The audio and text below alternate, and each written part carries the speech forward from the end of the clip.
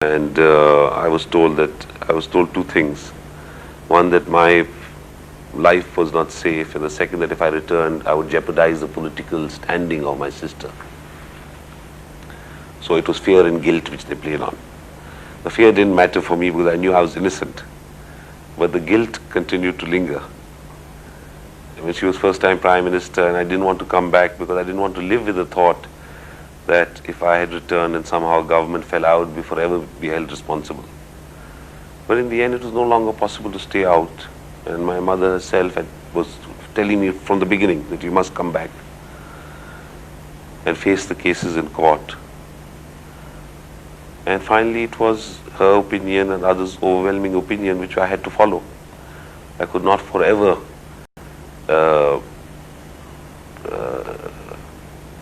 base my politics on the remote possibility that it will hurt my sister's politics.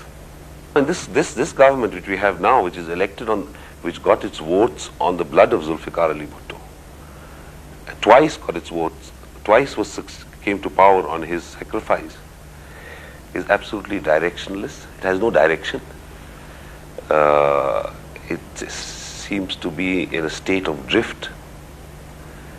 It is corrupt to the core. Its only purpose seems to be to earn money by hook or by crook. I had recently mentioned that it is worse than, it's not a government, it is Ali Baba and 40 thieves. And if I reply to it in any great detail, my sister would think I'm vying for her position, which I'm not. But you have to have not only a competent government, but it must be a clean government. I think at times you have to govern not only with a warm heart and a cool mind, but also with clean hands. I mean, sometimes those hands may have to be iron-fisted, but they must be clean. This government has failed in all fields except one. It has excelled in the art of plunder.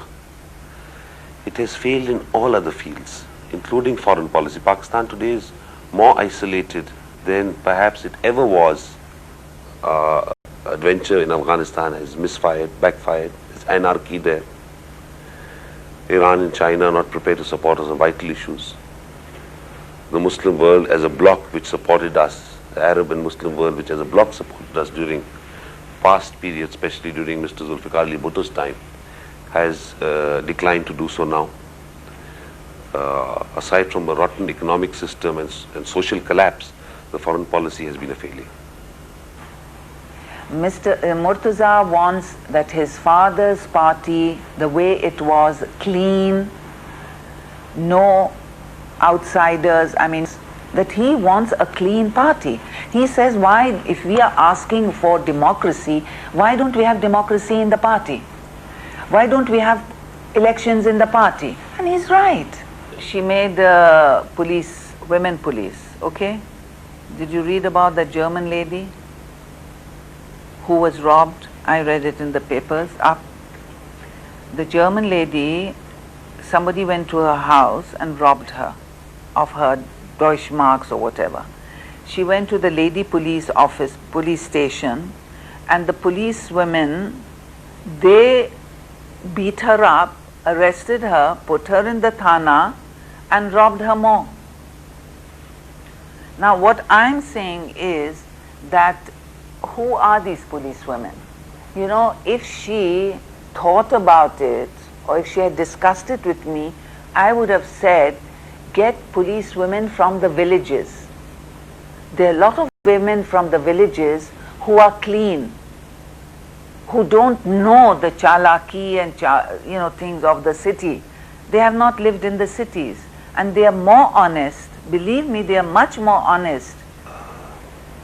Mr. Bhutto's government was a government with a comprehensive socio-economic program and also a vital political program. He provided the first constitution, democratic constitution to this country. He provided land reforms to the peasants, to the farmers. He provided labor reforms to the laborers.